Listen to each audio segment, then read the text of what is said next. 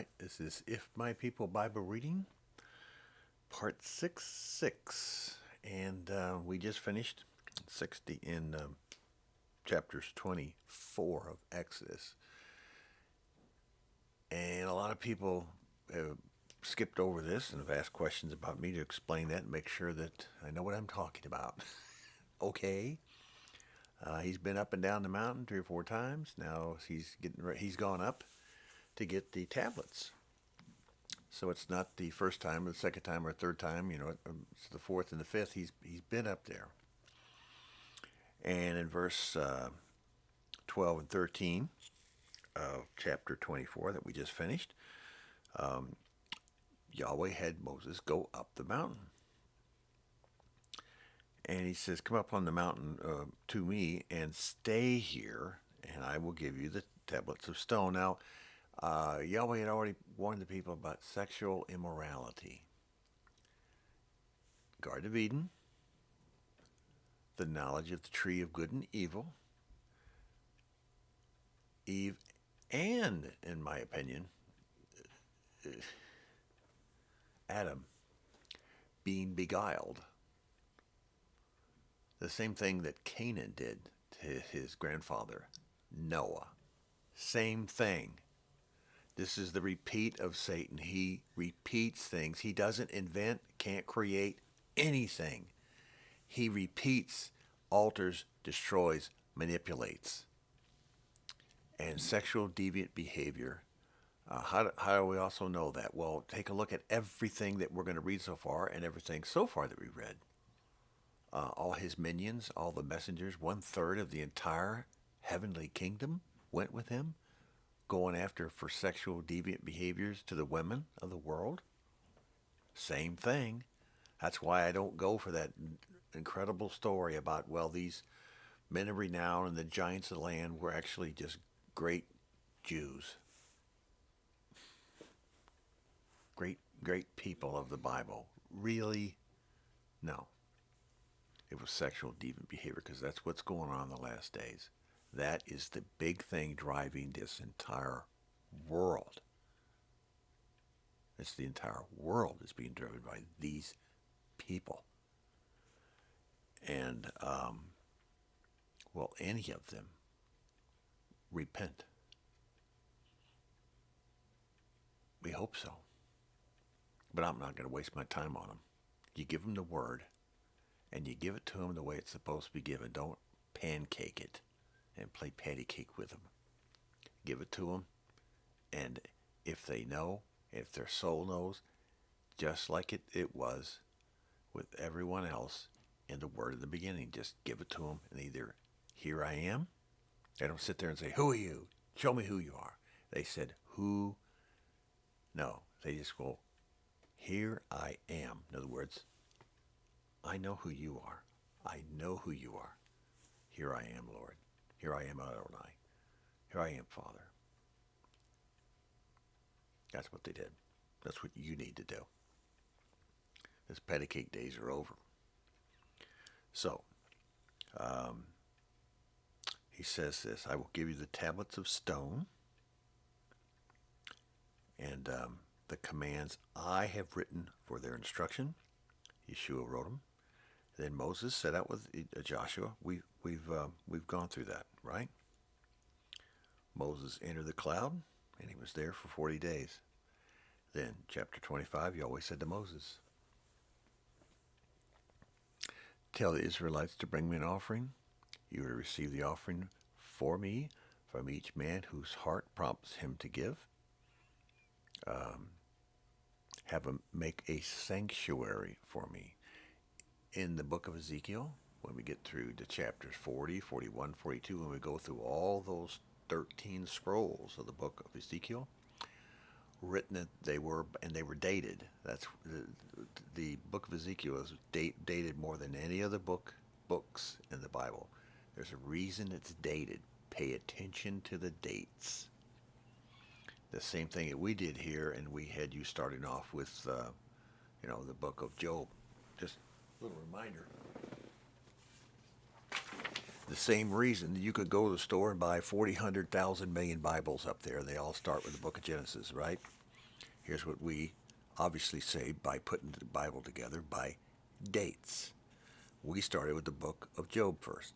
It really helps to understand the Bible right from the beginning because it gives you questions that you want answered right from the beginning, and it gets you interested in everything, the good, the bad, and the ugly. In the New Covenant, the newer and better covenant, we don't start off with Matthew, Mark, Luke, and John, the four Gospels. We don't. Here's why. And it's like obvious as can be. The most unobvious is the book of Yaakov, James, the half brother of Jesus, Yeshua. He wrote things down first. Then the book of Galatians was written after that. Then the book of Mark. Then the book of Matthew. Then Thessalonians was written. And why did we do this? It kind of helps us to show where the book of John of the Gospels was written. Matthew, Mark, Luke, John? No. It goes all the way to the end in the year 90 something, 90 AD. The book of John was written. By who? By John. And then he wrote 1st and 2nd and 3rd John. And then he wrote the 4th John, which is not. It's actually Revelation of Yeshua. So if you know you're supposed to put them in order as you understand them, and John was written because did Paul quote or read the book of John, 1st John, 2nd John, 3rd John, Revelation? No. Did he read Judah? Or did he do that? No. No, he didn't. Well, where did Paul get all this information? Now you understand where he was for those missing 3 years. He was down in Mount Sinai on the same mountain where, chapter 25, Moses went. He sat down and he had a conversation with Yeshua, just as all these elders, because a lot of priests and Methodists, the pastors and Episcopalians, all of them, have they ever told you in the pulpit that in the chapter 24 of Exodus that it was not just Moses who saw Yeshua, not just him, it was the elders. It was all those who were there in the supper. Interesting. Okay. So now, chapters 25, 26, this is Moses getting a lesson. He's taking notes. And can he write? Yeah, we know he can write. We know he can write real well, being brought up in the house of the prince, being the prince of Egypt, for goodness sakes. The description, chapter 27, chapter 28, all the description of the clothing and the processes of making this sanctuary that can be carried around and set up in a tent sanctuary, how it looks like a remarkable image of Yeshua. What?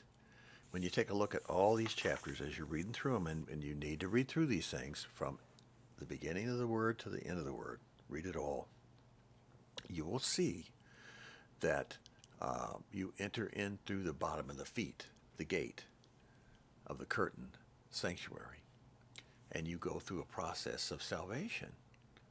You go past the brazen altar. You go up to the bowl where you can look down in a bowl and see yourself and cleanse yourself. And you walk into the holy area. Then you walk into the Holy of Holies. Then you see the Ark of the Covenant, the one that's carried, the one that's all this is described in great detail. How many poles there were, how many gold clasps holding the curtains up. All of this has to do with the salvation process. And the process is described in some kind of physical detail, which really it's talking about spiritual wise. Spiritual things you cannot see. So man and Yahweh knows this. He has a tendency to describe things by what he sees. We look out our window, and as my brother would say, I look out the window to see the Father, and I see a man, a family, a house, and a piece of land. That's what it is in the final kingdom to come. You're going to have a place in the heavenly kingdom. It's going to be some kind of a spiritual, supernatural, heavenly land. You're going to have your own place that's spatial. In other words, just what you need, not a small, tiny house or a pup tent or a rental unit. It's yours. You're going to have a huge sky above you and everything around you and all the light in the world that lights up um, through the Father and the Son. There is no Son, S-U-N. There's only the S-O-N that lights up everything. So in chapter 30, chapter 31, he once again goes through the oils and the fragrances and the burnt offerings and the utensils and the basins and the bowls and everything to do the cleanliness of what the priest did. The priest, P-R-I-E-S-T, one priest, and his assistants did for 1,000 years. They did that. They tried to walk it out as they were told to do, but the bad part about all of this is they had to carry out the attached additional laws hung on the side of the Ark of the Covenant that's going to be coming down, because while they were up there writing all this down, Yahweh had continued to give all this information to be brought down with Moses that's well beyond the Ten Commandments. Why? Because the people down below were hard, stubborn, full-headed individuals, and he did this for their sake, so they could all understand as it all extrapolates out during that 40 years of wandering around, and then to Joshua, and then all the failures of what happened once they got to the land. Guess what? We cannot do this. We cannot find salvation through Torah. Right. Go back to the tree again, the tree of knowledge of good and evil. You can't get salvation through that tree. It's all the Torah in the world that shows goodness and it shows evil, and men have a tendency to pick evil. And women, no better. No better. None is any better than the other one. And so as a result of that, there is only one way of salvation, and that is through salvation, Yeshua. So, that's kind of where we are at this point. We're going through a number of the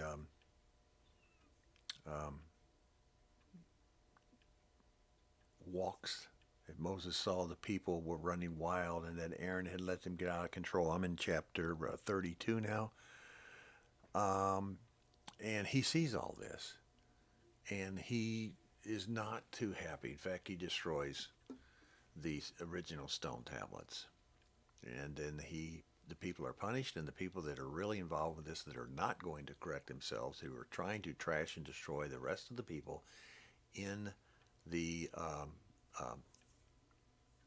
of the 12 tribes, and all those grafted in, all those other peoples who also came in, they were destroyed. Yahweh once again had to step in, and he's at the point where he's ready to start all over with Moses, and the heck with the rest of you people. But who is it that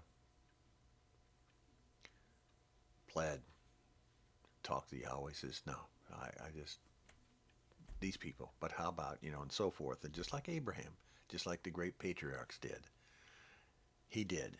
And it's wonderful that he did such a thing. And so the promise is still there.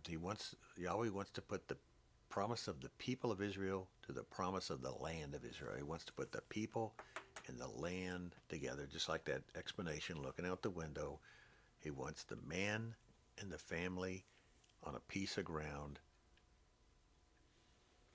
He wants to put them together with good seed, with everything flowing with milk and honey. That's what he wants, and that's what he will get. Did he get it? Alert. Did he get it through Moses? No. Did he get through Joshua? No. Did he get through all the prophets that came out of it? Nope. Did he get through all the kings that came out of it? Nope. Did he get through all the judges that came out of it? Nope. Because most of the people, by the way, as Yeshua says, when we get the new covenant, you killed all the prophets. You went after them. Kill them either means you killed them, or you killed them by putting something, keep preventing them from speaking. Okay? See it 67.